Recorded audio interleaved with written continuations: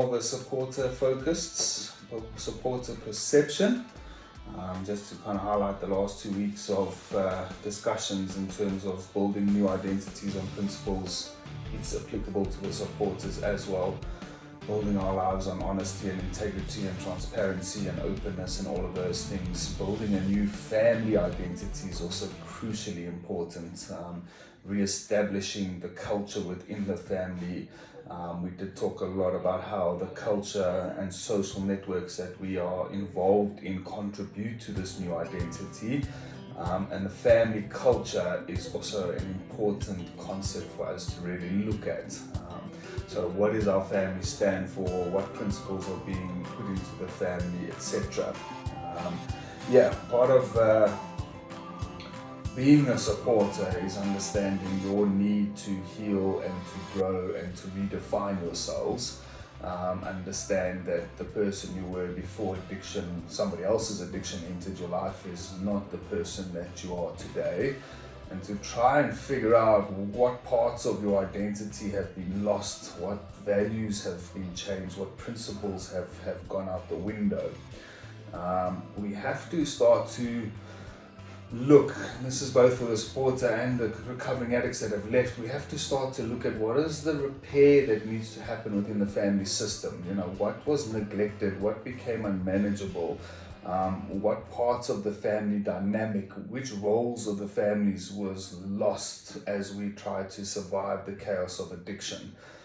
Are there other children that need more attention and support? Do we need to really go and re-engage with our siblings? How is the marriage doing? How are our parents doing?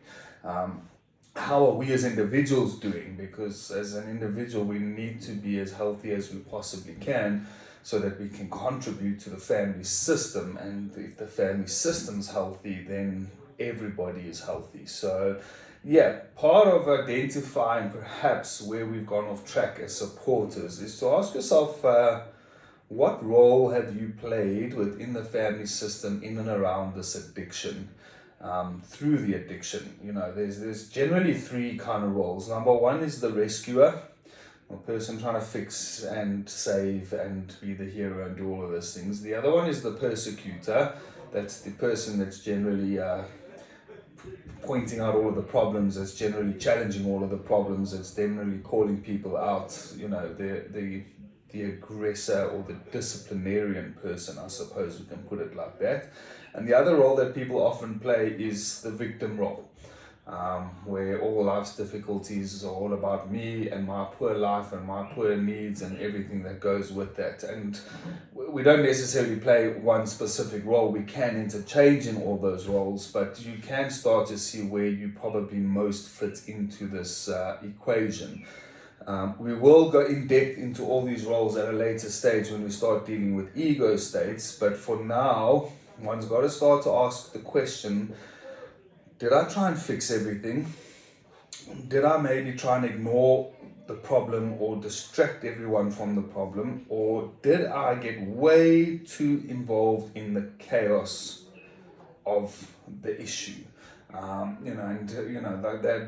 That getting involved in the chaos of the issue becomes a very, very unhealthy role. So if you're finding yourself fitting into feeling like you're always involved in the chaos, that is probably your most dangerous role. If you find yourself just avoiding the problem, going and doing extra work, not talking about it, avoiding discussions, avoiding family times, avoiding all of the things, like that is also a problem and an issue that one needs to start to look at. When we enter into recovery, we tend to continue in the same role. So we tend to remain the fixer of everything. And so we try and fix all the problems, clear all the debts, service the cars, clean out the rooms, repaint the rooms, fix all the damage that was done, and try and undo the chaos by making sure that everything has been fixed and resolved. The other option is to ignore it again and to carry on going at work and put your loved one in treatment and just close your eyes and wish that it's all going to be okay and just, step back from the whole thing and carry on with your life and hope like all hell that this problem is just going to disappear. Or the third role, and again, the most damaging one, is when we try to continue the chaos in recovery. So we're so used to and adept to the chaos and needing to be involved in the chaos and needing to be the voice of reason in the chaos and needing to live in this heightened state all the time that we quickly become individuals that could possibly start creating chaos within the recovery process. So you have a call with your loved one in treatment and all of a sudden they sound down, so therefore they're depressed, they're probably suicidal. I better let the center know, we better check in, we better have a 24-hour watch. Or, he's down, that means he's going to pull treatment. So if he's going to pull treatment, there must be something wrong with the treatment center, or he must be unhappy. And we create this extensive need for crisis. The other way we do this as supporters, specifically with guys in treatment and sometimes when they're out of treatment, is we're constantly engaging in discussions about all the other chaos. Granny's sick, this one's getting divorced, that one's got a problem, this one didn't do this, I've been having so much stress over here, dad's under so much pressure, your brother's not doing well. We constantly need to reflect that there is some type of chaos within our life, because that chaos is what gives us a sense of drive and fulfillment. Or we try and maintain or control all of the treatment outcomes. So we're very obsessed with how long things are going to take, what kind of job are you going to get, when are you going to get a job, I found you a job, I'm buying you a car, I'm going to get this. We try and manage the life of the person in treatment. I think if we really look at it, and most of you know this, when we're trying to fix the addict, when we're trying to keep them happy, when we're trying to provide everything for them, there's a belief in us that if we can just get that right, that they will be okay. And that their addiction is a cause of the stress and the other responsibilities that go with normal life. So a couple of questions. Number one, evaluate how much time you personally spend thinking about and talking about your addict. It's either we're not even thinking or talking about it at all. In fact, we avoid conversations in which the topic comes up, or we talk about it all the time at dinner, when we go out with our friends, with our prayer partners, at church, whoever we bump into. We find that this loved one, this addict of ours, has become the sole focus of all of our discussions and all of our thinking. What we find in both these roles, and this is where we as supporters need to start challenging ourselves, is one, we generally don't talk about ourselves as supporters. Two, we really struggle to voice our own feelings. Some of us just don't believe our feelings have any value, and others just don't want to have the emotional reaction from being honest with the loved one. When we get these phone calls every week, we get triggered with anxiety because we feel like there's going to be a pushed boundaries, or I'm going to be manipulated, or I don't know what's coming my way, or I don't know what kind of condition this addict's going to be in. So we're constantly feeling the stress and the vulnerability of being exposed to the addict. That's a really terrible place to be living in. When your entire existence has become about fixing the addict's problems and worry that the addict's going to have problems that's going to make your life more complicated, you really need to stop, take a step back and say, where have I actually lost myself? I think many people, supporters, specifically when they drop their loved ones into treatment, they have their own expectations of what's supposed to happen. They have their own expectations of change that they want to see, and often these expectations are not met. For example, some people, they expect within 30 days their loved one in treatment should already be able to emotionally connect, be remorseful, take responsibility, tell the loved ones that they hate drugs and they'll never do it again. They call it the miracle cure. The person should have had this divine revelation from the moment they were dropped off, should be fully committed to treatment, should have no layers of denial left. And when we start probing as supporters and we start picking up these little changes that haven't been made according to our own expectations, we create chaos, we create crisis, and we begin to live in that anxiety again.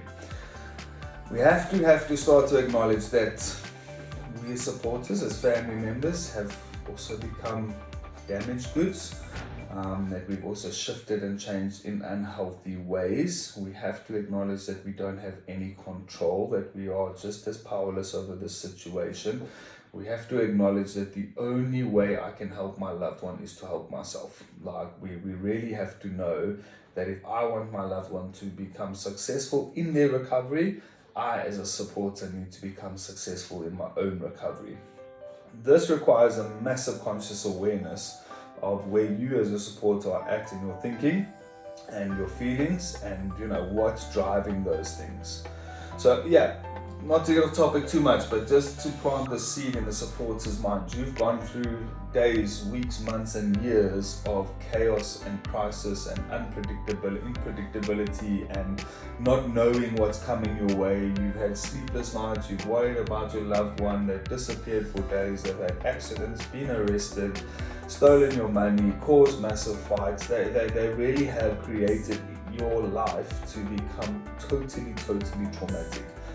This creates a certain level of PTSD. It creates a certain uneasiness. It creates a heightened level of anxiety and stress. So to be honest, it's understandable as supporters that we're kind of in this survival mode. It's understandable that when that phone call rings, that our first emotion is anxiety and dread.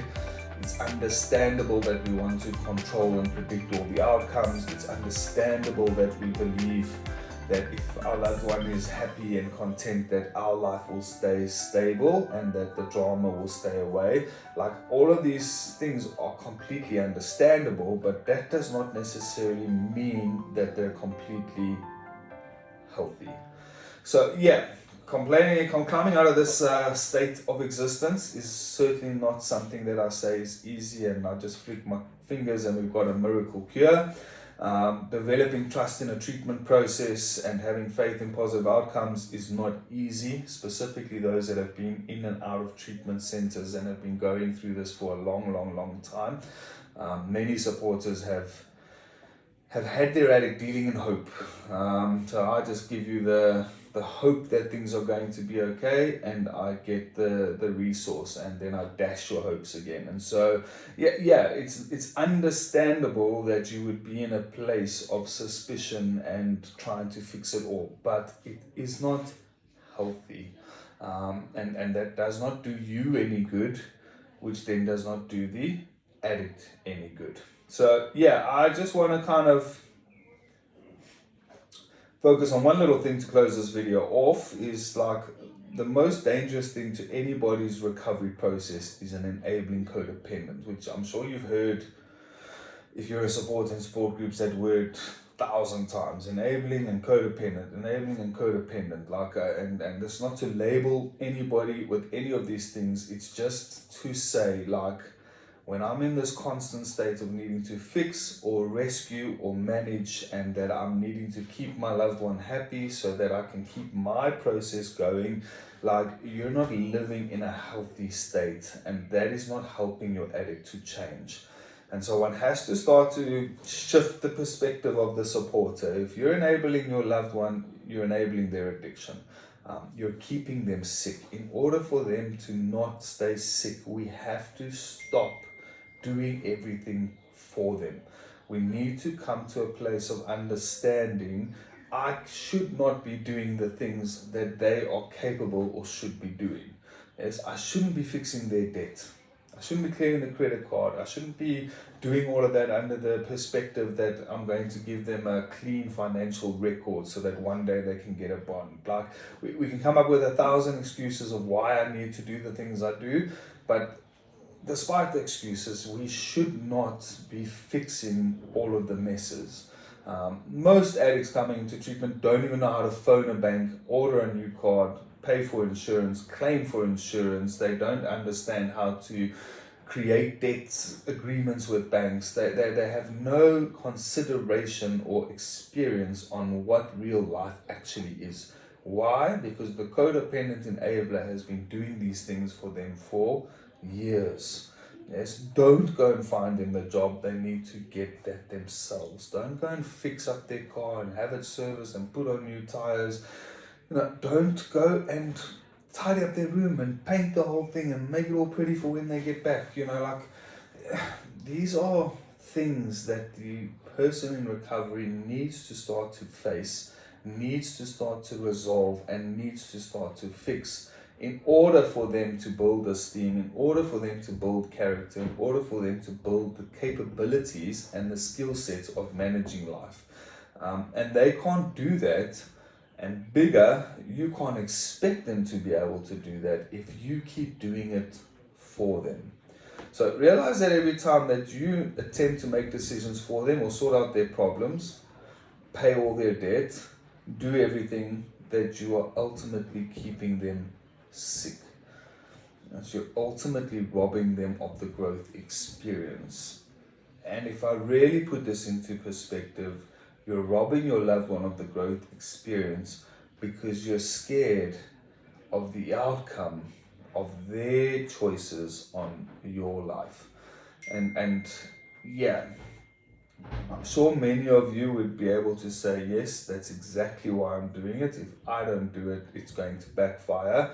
If I don't do it, it's going to cause more problems that I'm going to fix and have to resolve later.